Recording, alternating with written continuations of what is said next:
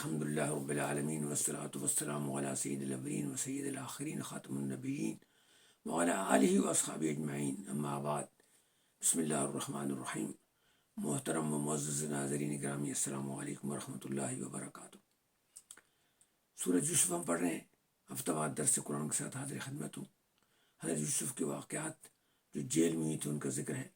سبحان اللہ، نبوت کی عظیم عہدہ سے سرفراز ہونا تھا، لیکن امتحانات کی صورت دیکھیے، زندگی کی کشمکش کو دیکھیے۔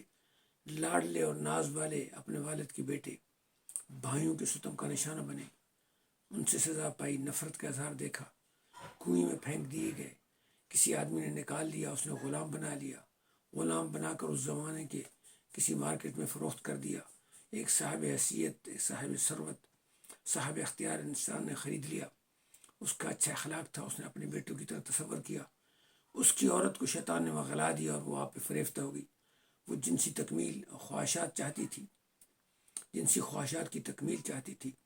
آپ نے نبوت سے سرفراز ہونا تھا، اللہ تعالیٰ نے آپ کو اس سے محفوظ و معمون رکھنا تھا، لہٰذا آپ اس سے بچ گئے اور اس کی سزا کے طور پہ آپ کو جیل بھیج دیا گیا۔ جیل میں قیدیوں کے ساتھی بن گئے، مجرمین کے ساتھی بن گئے، لیکن آپ کا اخلاق، آپ کا علم، آپ کی حکمت نے یہاں بھی پھول کھلائے، تمام کی آنکھ کا تارہ بن گئے، لوگوں کی خوابوں کی تعبیر بتانے لگے، آنے والے واقعات کی پیشین گوئی کرنے لگے۔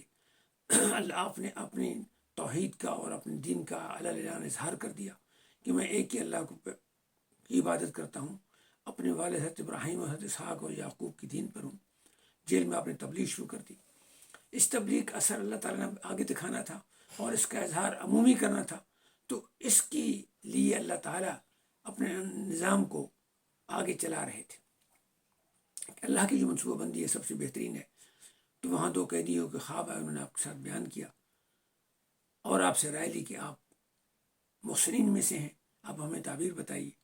تو آپ نے جو تعبیر بتائی اس کا ذکر اس آیت مبارکہ 41 میں ہے۔ یا صاحبی السجن اما احدكما فيسقي ربه خمرا وأما الآخر فيصلب فتأكل الطير من رأسه قضي الأمر الذي فيه تستفتيان۔ آپ نے فرمایا کہ اے میرے قید کے ساتھیوں، ان میں سے ایک تو اس کو پلائے گا مشروب اور دوسرے کے سر سے پرندے روٹیاں کھائیں گے۔ یہ اب فیصلہ ہو چکا ہے، یعنی جو مشروب پلائے گا وہ تو بچ جائے گا، اور جس کے سر سے روٹیاں پرندے کھائیں گے اس کو موت کی سزا ہو جائے گی۔ یہ ظاہر خبر ایک کے لیے اچھی تھی، دوسری کے لیے بری تھی۔ اچھے والے نے تو خوش ہونا تھا، برے والے نے پریشان ہونا تھا اور کہنا تھا کہ خدا کرے کہ یہ خبر جھوٹی ہو، صحیح سچی نہ ہو، کیونکہ اس کی موت کا پروانہ بتایا جا رہا تھا۔ تو فرمایا کہ قضی الامر، کہ بھئی اس کا تو فیصلہ ہو چکا ہے، یعنی جو میں بات کو بتا رہا ہوں یہ بات سچی کی سچی ہوگی، پسند ہو یا ناپسند ہو، اس کا فیصلہ ہو چکا ہے، لہٰذا یہ نافذ ہوگی، اور اس کے بارے میں جو تم پوچھ رہے ہو یہ بات ہے، اس کا فیصلہ ہو چکا ہے۔ اگلی آیت مبارک ہے وقال للذي ظن أنه ناج منهما اذكرني عند ربك فأنساه الشيطان ذكر ربه فلبث في السجن بضع سنين۔ اگلی آیت مبارکہ ہے کہ جس کو آپ نے فرمایا تھا کہ بھئی تم کامیاب ہو جاؤ گے، بچ جاؤ گے، آپ نے اس سے کہا کہ بھئی جب تم جاؤ نا اپنے بادشاہ کے پاس تو اس سے میرا ذکر کرنا، فَاذْكُرْ مِنْهُمَا اذْكُرْنِي عِنْدَ رَبِّكَ، یعنی اپنے مالک کے پاس میرا ذکر کرنا کہ ایک ایسا آدمی ہے جو جیل میں ہے، جس کو لایا گیا اور میں نے اسے خواب بیان کیا، اسے میرے خواب کا مجھے تعبیر بتائی، اور یہ آج تعبیر سچی ہے کہ میں تمہارے ساتھ کام کر رہا ہوں، تمہیں کھلا پلا رہا ہوں، تمہیں مشروب پلا رہا ہوں۔ لیکن اسے شیطان نے پلا دیا کہ اپنے مالک کے ساتھ آپ کا ذکر کرے، یعنی ذکر کرتا تو شاید آپ جیل سے باہر نکل جاتے، اور پھر آپ کو چند سال جیل میں مزید رہنا پڑا، 3 سال تھے، 5 سے 6 تھے، جو بھی تھے، یعنی دیکھیے سبحان اللہ۔ اب کچھ مفسرین کرام نے کہا ہے کہ چونکہ آپ نے اس سے ایک قسم کی مدد کی درخواست کی تھی، یا مدد کی ضرورت کا اظہار کیا تھا اور مدد کا خیال کیا تھا، تو اللہ تعالیٰ نے اس کے بدلے میں کہ چونکہ آپ نبی تھے اور آپ کی توکل اعلیٰ ہونی چاہیے تھی، تو آپ کو اس میں مزید جیل میں رہنا پڑا، اور اس کے دماغ سے وہ چیز بھول گئی اور اس نے بادشاہ سے اس کا ذکر نہیں کیا اور آپ جیل میں پڑے رہے۔ لیکن کئی علماء نے یہ کہا ہے کہ یہ بات نہیں ہے، بات یہ ہے کہ اللہ تعالیٰ نے آپ کو مزید تربیت دینی تھی، مزید لیڈرشپ کی اور تبلیغ کے، یعنی جو آپ کا موقع تھا آپ کو ملنا تھا تاکہ آپ جیل میں تبلیغ کر سکیں، آپ کا اظہار ہو سکے، لوگ آپ کی شفاعت کر سکیں۔ اور یہ جو اسباب کا استعمال ہے یہ توکل کے قطعاً خلاف نہیں ہے۔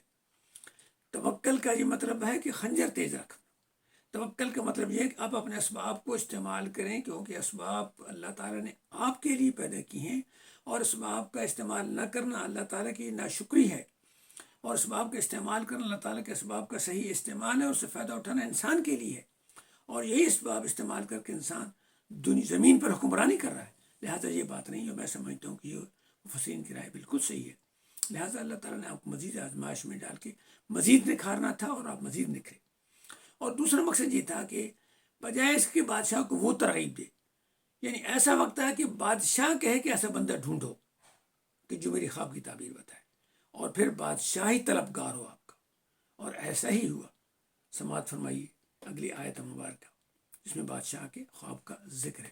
وقال الملك إني أرى 7 بقرات سمان يأكلهن 7 عجاف و7 سنبلات خضر وأخر يابسات يا أيها الملأ أفتوني في رؤياي إن كنتم للرؤيا تعبرون۔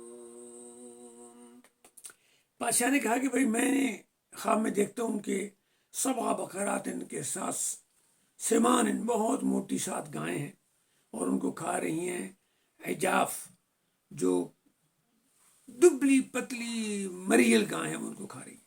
پھر فرمایا کہ 7 سنبلات خضر، کی بہترین بالی ہیں سبز بھری ہوئی خوشوں کے ساتھ، اور آخر جو ہیں وہ 7 جو ہے کہ وہ بالکل خشک ہیں۔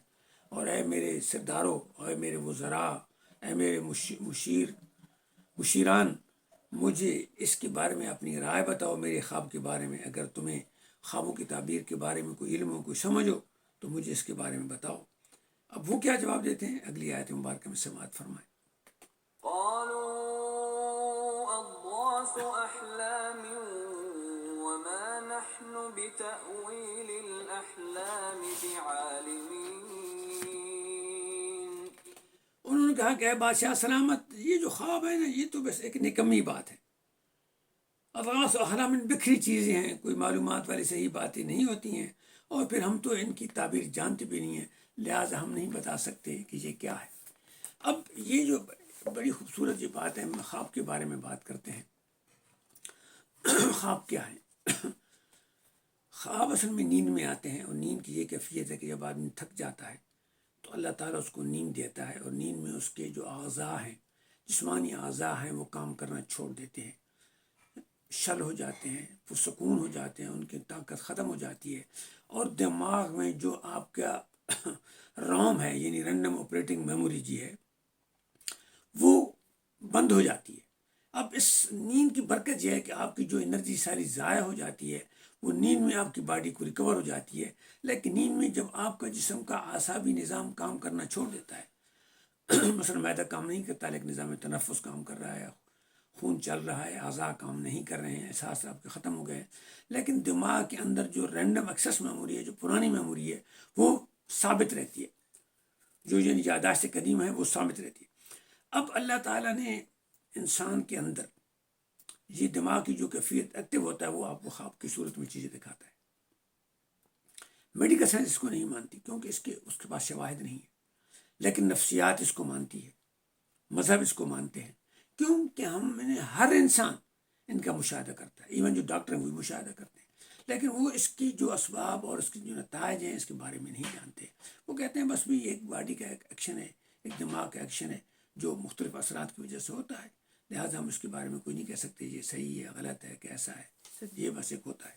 لیکن جو نفسیات والے ہیں وہ اس پہ تھوڑا سا غور کرتے ہیں۔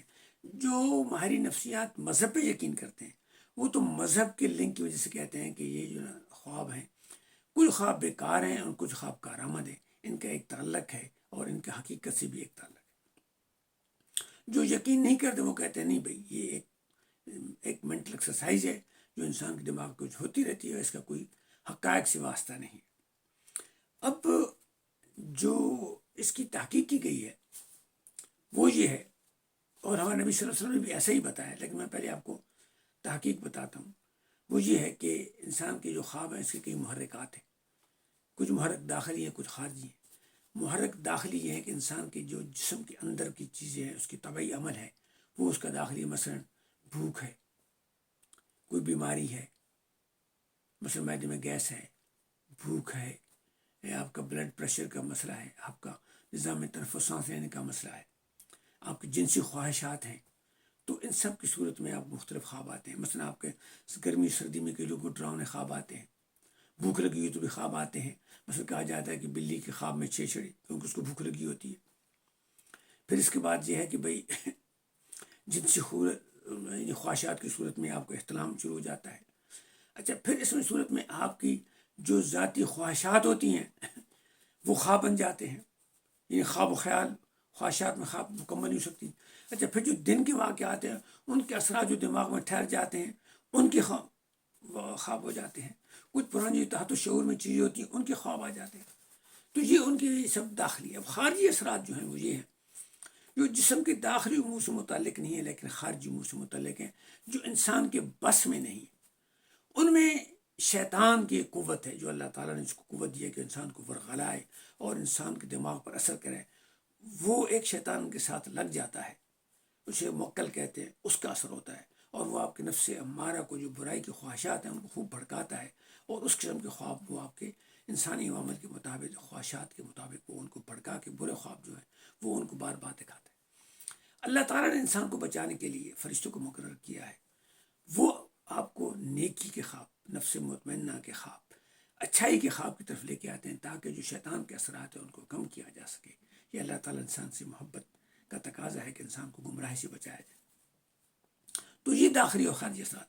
اب حدیث مبارکہ میں اس کا بڑا اچھا تجزیہ کیا گیا۔ آپ نے فرمایا کہ جو حدیث مبارکہ ہے، ایک تو حدیث مبارکہ خواب کے بارے میں ہے کہ حضرت عائشہ سے روایت ہے حضور اکرم صلی اللہ علیہ وسلم کو نبوت سے پہلے جو خواب آتے تھے وہ سارے سچے ہوتے تھے۔ تو آپ کو ایک قسم کا یقین ڈیولپ ہوگا کسی ذات کے ایک ساتھ آپ کے تعلق کا، یہ اللہ سے تعلق کر دیا تھا۔ دوسرا آپ کو یہ حدیث مبارکہ ہے کہ جو نبوت کا خواب ہے یہ یعنی نبوت کے ایک قسم کا 1/40واں حصہ ہے، یعنی اولیاء کے خواب ہیں یا انبیاء کے جو خواب ہیں یہ سچے ہو سکتے ہیں، یعنی 1/40واں اس کا مطلب ہے کہ یہ سچے حصے ہوتے ہیں۔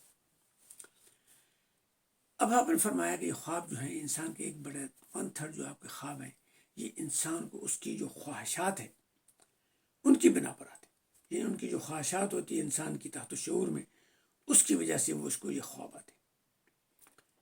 اور یہ جو خواب ہیں یہ میں نے جو بتایا کہ جنسی جو آپ کے خواہش ہے یا آپ کی طبی بھوک کی خواہش ہے، یہ جو آپ کی یہ آپ کے خواہش بھی کہہ سکتے ہیں اور ضروریات بھی کہہ سکتے ہیں، یہ طبی ضروریات کی وجہ سے، اور کچھ آپ کے تحت شعور کی وجہ سے جو آپ کی خواہشات ہوتی ہیں یا آپ کے جو پرانے واقعات ہوتے ہیں جو آپ کے ساتھ 1/3 وہ ہوتا ہے، اور جو 1/3 ہے آپ نے فرمایا یہ اللہ تعالیٰ کی طرف سے یا شیطان کی طرف سے انسان کے دماغ میں انجیکٹ کیے جاتے ہیں، اور وہ جو 1/3 اللہ تعالیٰ کی طرف 1/3 کا حصہ ہے کیے جاتے ہیں، وہ سمجھیے کہ وہ خواب ہیں جو سچے ہوتے ہیں، وہ صحیح ہوتے ہیں۔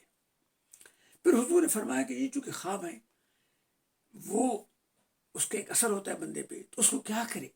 جب صحابہ نے آپ سے پوچھا تو آپ نے اس کا علاج بتایا۔ حضور اکرم صلی اللہ علیہ وسلم صحابہ کرام سے خوابوں کے بارے پوچھتے تھے، آپ خوابوں کی تعبیر ارشاد فرماتے تھے، حضرت بکر صدیق خوابوں کی تعبیر ارشاد فرماتے تھے۔ بعض اوقات خوابوں کی تعبیر کے لیے آپ صحابہ کرام سے استفسار فرماتے کہ بھئی تم بتاؤ کیا ہے۔ تو اس لحاظ سے ہم یہ سمجھتے ہیں کہ چونکہ خوابوں کے بارے میں ہم سمجھتے ہیں کہ ایک حقیقت کا حصہ ہے، یعنی ایک حقیقت کا حصہ، سارے خواب حقیقت کا حصہ نہیں ہے، تو ہم یہ سمجھتے ہیں کہ خوابوں کی جو تعبیر ہے وہ ایک علم بن سکتا ہے، اور مسلمان علماء نے اس کے بارے میں بات بھی کی ہے. تو اس وجہ سے اس کے بارے میں مختلف باتیں کی گئی. انشاءاللہ میں اسے اگلے درس میں بیان کروں گا کیونکہ لمبا ہو رہا ہے. تو حضور نے یہ فرمایا کہ یہ جو خواب ہیں، اگر آپ کو برا خواب آتا ہے تو آپ اس کو بالکل اگنور کر دیں اور کسی سے بیان نہ کریں اور بائیں جانب تھوک دیں. اگر آپ کو اچھا خواب آتا ہے تو آپ اس کو بیان کریں اور اس کو بتائیں. اب ان کے کیا نفسیاتی اثرات ہیں انشاءاللہ میں اگلے درس میں بیان کروں گا. آج کے وقت پورا ہو رہا ہے کیونکہ لوگ بہت مصروف ہیں، ذرا ہم طویل نہیں کرتے. اللہ تعالیٰ آپ کو اور مجھے قرآن مجید کو پڑھنے کی سمجھ عطا فرمائے، اس پر عمل کرنے کی توفیق عطا فرمائے، ہمارے گناہوں کو معاف فرمائے اور امت مسلمان کو عادل اور نیک حکمران عطا فرمائے. ربنا تقبل منا انك انت السميع العليم وتب علينا انت التواب الرحيم. صلی اللہ تعالیٰ علی خیر خلقہ محمد وآلہ وصحبہ اجمعین برحمتک یا ارحم الراحمین.